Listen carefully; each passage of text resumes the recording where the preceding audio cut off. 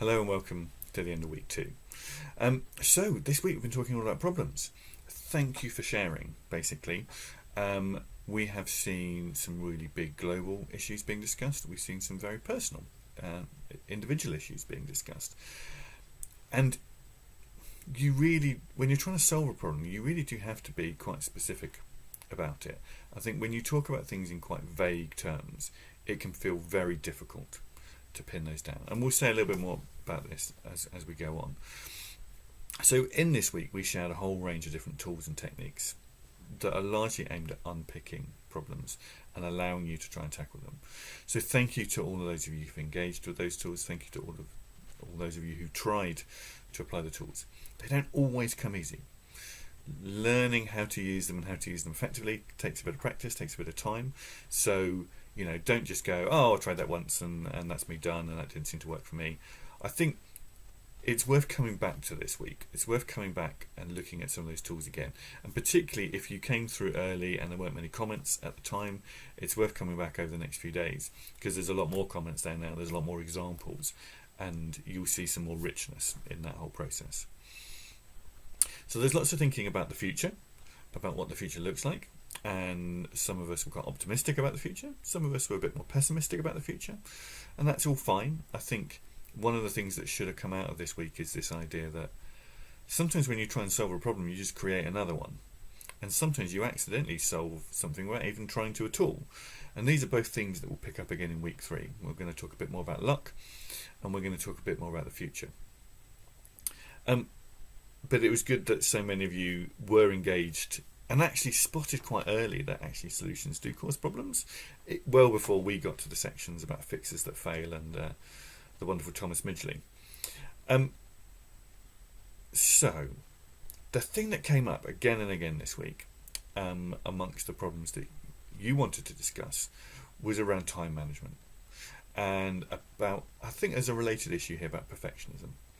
I think often we set expectations for ourselves that are kind of less helpful, and that contributes to some of the stresses that we find about trying to get it all done in the time that we have available. But before I get into a little bit of advice and guidance about time management, which I think is quite useful, we talked a lot about different tools this week, lots of kind of formal tools. So we had our 6 on a server men, we had Catway, we had Cynefin, we had kind of the loop, the loopy diagrams and what have you, and a few people sort of saying, well, I don't know if some of these formal methods really work for my kind of personal problems. Yeah, they work when you're looking at big issues and you're trying to unpick a big complicated thing, but I'm not sure they really work at the personal level. Well, I think if you look in some of the discussion, the way that some people try to apply particularly the Cynefin framework, so this idea of kind of simple, complex, complicated and chaotic problems, I think when people were trying to apply that to time management, there were a lot of different answers. Some people were like, oh no, it's simple, I just have to do it. And some people were like, well no, it's quite complex or quite complicated. Actually, fundamentally, time management is not a tame problem, it's a wicked one. For a number of important reasons.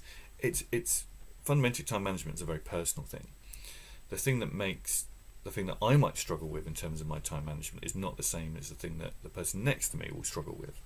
Like my issue might be prioritization, their issue might be just finding the time. My issue might be about being motivated to do certain things I don't like doing. Theirs might be that they've set some massively high expectation of what they want to achieve, and then they're feeling really pressured by that, and they're not responding well to that pressure. So it's not definite. There are no true or false answers to it. There are just good and bad answers. And a lot of the things that you might do that would improve your time management don't eliminate the problem. They just mitigate for it. So they don't make it go away. They just kind of reduce its impact. And that gets us back to this issue of perfectionism.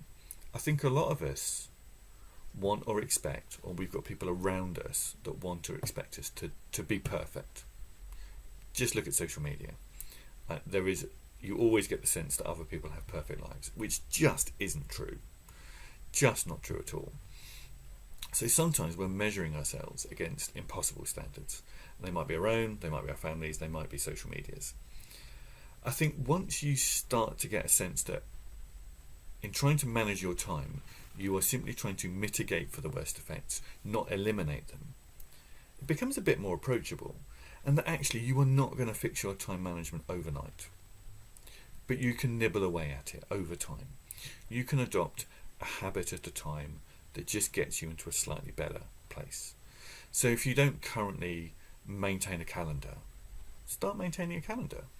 If you don't maintain a little bit of ring-fenced or kind of sacred space in your calendar for things like exercise, for reading for pleasure, for seeing your friends and family, for just chilling out, again, getting into that habit is a good thing. Like, do you keep a to-do list? Do you actually maintain that to-do list? Do you prioritise your actions? Do you try and get a few important things done every day before you allow yourself just to catch up with your correspondence? There are lots and lots of possible time management habits. I think if you try to take them all on at once, you just break under the strain. It's too many new things too quickly.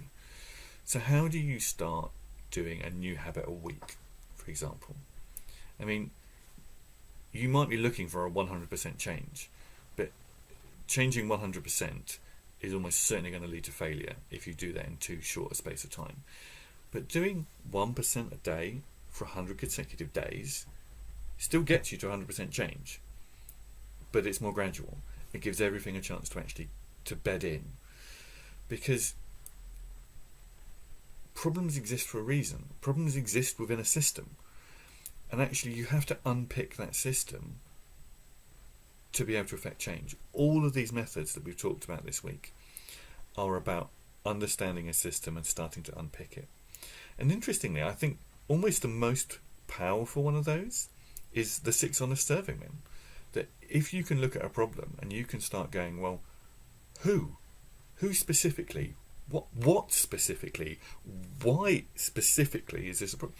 Actually, you can start to solve it. You can start to unpick it. So for me, the root of all good problem solving comes down to, how do you just get a bit more specific?